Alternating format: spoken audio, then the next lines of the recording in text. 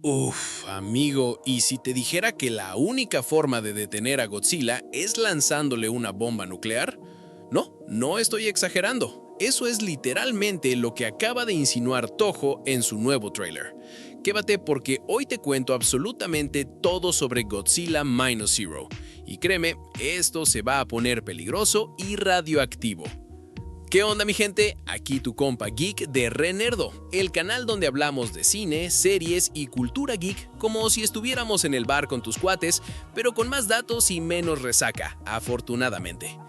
Hoy el monstruo más grande del cine japonés está de vuelta y viene con ganas de romper récords otra vez. Vamos al grano.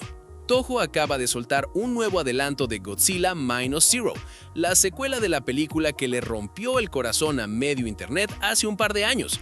Y este teaser, aunque dura apenas medio minuto, viene cargadísimo de tensión. La gran pregunta que deja flotando en el aire es esta: ¿se puede matar a Godzilla con una bomba nuclear? Sí, leíste bien. La humanidad en su desesperación total parece estar considerando la opción más extrema posible para detener al rey de los monstruos. Y aquí viene lo interesante. No hay confirmación oficial de cómo va a pasar esto ni de qué consecuencias va a tener. Y honestamente, así está mejor. Porque esa incertidumbre es justo lo que nos tiene a todos hablando del tráiler. Pero espera, porque el dato que viene ahora te va a explicar por qué esta película probablemente va a ser una locura visual como pocas veces hemos visto en el cine japonés. Takashi Yamazaki regresa como director, guionista y hasta supervisor de efectos visuales. O sea, el tipo se está echando la película entera al hombro, otra vez. Y esto no es un detalle menor para nada. Si Godzilla Minus One funcionó tan increíblemente bien, gran parte del mérito fue justo por esa visión unificada de Yamazaki. El cuate logró algo que suena fácil en el papel, pero que casi nadie consigue: hacer que un monstruo de más de 100 metros de altura conviva en la misma pantalla con personajes humanos que realmente nos importan. Porque seamos honestos, la mayoría de las películas de monstruos gigantes se olvidan de la parte humana y se quedan solo con la destrucción. Yamazaki entendió que el verdadero terror no es solo ver ciudades destruidas, es ver a la gente tratando de sobrevivir en medio del caos. Y por lo que se ve en este nuevo material promocional, la ambición esta vez es todavía mayor. Más destrucción, más tensión y esa sensación constante de que absolutamente nadie está a salvo. Ahora, agárrate, porque los personajes que regresan te van a dar todavía más razones para emocionarte con esta secuela. La trama nos lleva a 1949, apenas 2 años después de los eventos de la primera película. Y spoiler, Japón no encontró la paz que tanto necesitaba.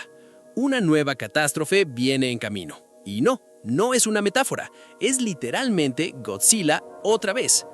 Ryunosuke Kamiki regresa como Koichi Shikishima, el protagonista que ya se enfrentó al monstruo en la primera entrega, y junto a él vuelve Minami Hamabe como Noriko Oishi, cuyo destino fue uno de los momentos más emotivos y comentados del final de la primera película. Que ambos regresen nos dice algo importante: esto no es una historia reiniciada de cero solo para vender boletos. Hay continuidad real, hay consecuencias de lo que pasó antes y hay una historia humana que sigue desarrollándose alrededor de gente que simplemente intenta sobrevivir en un mundo donde Godzilla puede aparecer en cualquier momento. Pero ojo, porque el escenario de esta secuela cambió por completo respecto al primer avance, y esto le da un giro interesante a toda la historia. ¿Recuerdan el primer teaser? Ese donde Godzilla llegaba a Estados Unidos y le daba un manotazo a la Estatua de la Libertad como si nada.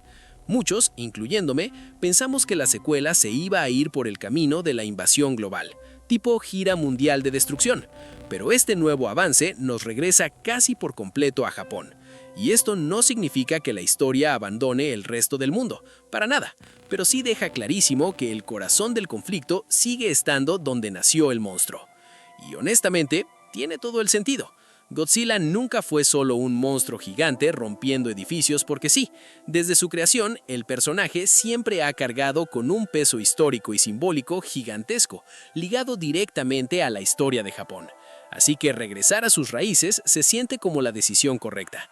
Y hablando de decisiones correctas, aquí vienen los números que te van a explicar por qué Toho no dudó ni un segundo en aprobar esta secuela. Godzilla Minus One se hizo con un presupuesto estimado de entre 10 y 15 millones de dólares. Para que te des una idea, eso es prácticamente una película indie comparado con los blockbusters de Hollywood, que fácilmente gastan 10 o 20 veces más en efectos visuales. Y aún así, la crítica se rindió completamente ante ella. Estamos hablando de 99% en Rotten Tomatoes. 99%. Prácticamente un unicornio en el mundo de los monstruos de cine. En taquilla, la película recaudó alrededor de 116 millones de dólares a nivel mundial. No son cifras de superproducción, pero para el presupuesto que manejaron es un retorno de inversión absolutamente brutal. Entonces, hagamos cuentas rápidas. Presupuesto bajito, crítica extasiada y ganancias que multiplican por varias veces lo invertido. ¿Alguien realmente pensaba que Toho iba a dejar pasar la oportunidad de hacer una secuela? Yo tampoco. Pero esto no es la mitad de lo impresionante que logró esta película. Lo que viene ahora hizo historia en los Oscar. Godzilla Minus One se convirtió en la primera película en un idioma distinto al inglés en ganar el Oscar a mejores efectos visuales. Primera en toda la historia de los premios. Y no le ganó a cualquier cosa, ¿eh? Estamos hablando de que superó a producciones gigantescas como Guardians of the Galaxy Volume 3, The Creator y Mission Impossible Dead Reckoning, películas con presupuestos que hacen ver el de Godzilla como el domingo de compras del súper. Ese logro terminó de consolidar a Yamazaki como uno de los referentes actuales del cine de efectos visuales a nivel mundial. Y ahora, con Godzilla Minus Zero, le toca demostrar que aquello no fue un golpe de suerte de una sola vez. Y por si fuera poco, hay un detalle técnico sobre cómo se filmó esta secuela que la va a hacer todavía más brutal en la sala de cine. Los responsables de la película dejaron clarísimo que Godzilla Minus Zero fue concebida para verse en la pantalla más grande posible. La cinta se filmó con cámaras digitales certificadas por IMAX y todo el trabajo de imagen y sonido se optimizó específicamente para ese formato. O sea, básicamente están diciendo, prepárate porque cada rugido y cada paso de Godzilla van a hacer temblar literalmente la sala. Si ya la primera película impresionaba en pantallas normales, imagina esto en formato IMAX completo. Yo ya me imagino saliendo del cine con los oídos zumbando y necesitando una siesta de emergencia. Y no me quejo, para eso vamos al cine. Godzilla Minus Zero llega a los cines el próximo 6 de noviembre, apenas 3 días después de su estreno en Japón. O sea que la espera ya casi se acaba. Y bueno, banda, la gran pregunta sigue abierta. ¿Ustedes creen que la humanidad realmente puede detener a Godzilla o estamos viendo el inicio de otro desastre nuclear en pantalla grande?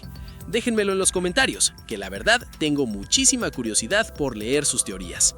Y claro, no se olviden de darle like, hypear o suscribirse al canal para más contenidos como este, y si quieren apoyar al canal pueden hacerse miembros y eso nos ayuda un montón a seguir adelante. Y aquí les dejo la lista de reproducción con las últimas noticias del mundo de las películas, series de televisión y el entretenimiento geek. Gracias, nos vemos en el próximo video.